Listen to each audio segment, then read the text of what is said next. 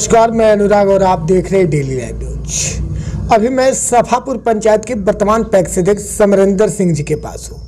आपको बताते चले कि पंचायत स्तर पर लोग मुखिया या पंच, सरपंच, बीडीसी, अन्य जनप्रतिनिधि लोगों के बारे में वाकिफ होते हैं, लेकिन अगर बात आती है एक पैक्स अध्यक्ष की तो जनता ये नहीं समझ पाती है कि एक पैक्स के अंतर्गत कौन कौन से कार्य आते हैं और एक पैक्स का जो भूमिका होता है पंचायत स्तर पर वो क्या होता है।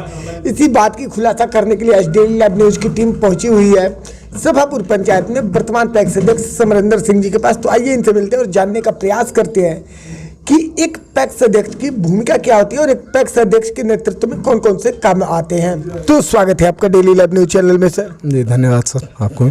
सर, सबसे बड़ी बात यहाँ पर ये आ रही है कि पंचायत स्तर पर सभी जनप्रतिनिधि के बारे में जनता वाकिफ होती है, लेकिन अगर कहीं जनता से पूछा जाता है कि आपके पैक्स अध्यक्ष या फिर पैक्स चेयरमैन कौन है तो जनता नहीं समझ पाती है। तो फिर एक पैक्स अध्यक्ष का जो भूमिका होता है पंचायत स्तर पर वो क्या होता है सर?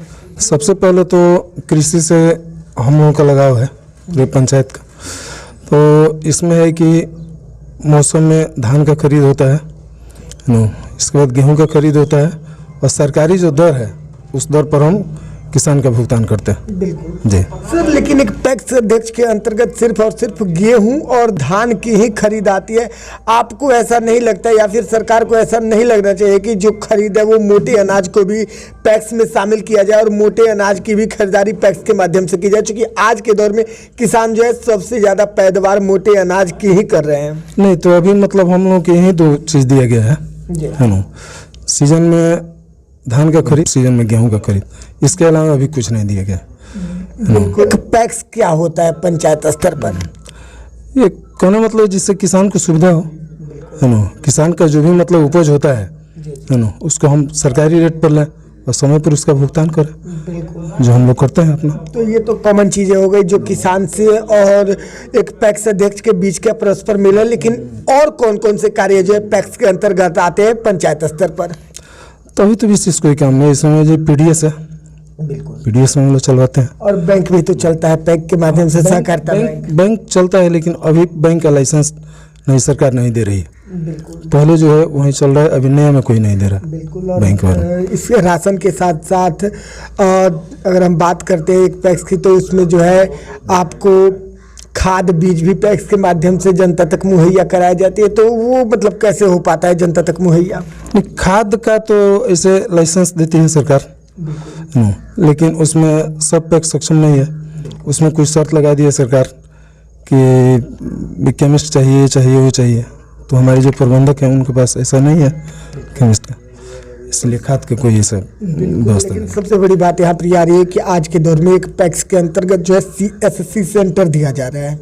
CSC सेंटर, तो CSC सेंटर देने के पीछे सरकार की क्या मंशा है? क्यों पैक्स को ही CSC सेंटर दिया जा रहा है? हाँ, मतलब हर किसान मतलब जुड़े उससे, अपना अकाउंट खोले उससे और अपना लेन देन करो उससे, इसी के लिए, दूसरा कोई नहीं है मतलब। बिल्कुल, यानी कि जो ये पहले काफ़ी बढ़िया है सर। हर समय ऐसा देखने को मिलता है कि एक पैक्स के अंतर्गत जो है गवर्नमेंट एक ट्रैक्टर भी प्रोवाइड करती है, तो वो ट्रैक्टर जो होता है किस उपयोग के लिए होता है? ट्रैक्टर मिला है हम लोगों को, है ना सर। उसमें ऑनलाइन लोग आवेदन करते हैं अपने मतलब खेती बाड़ी करने के लिए, तो उसमें जो आवेदन करता है उसको हम भिजवाते हैं।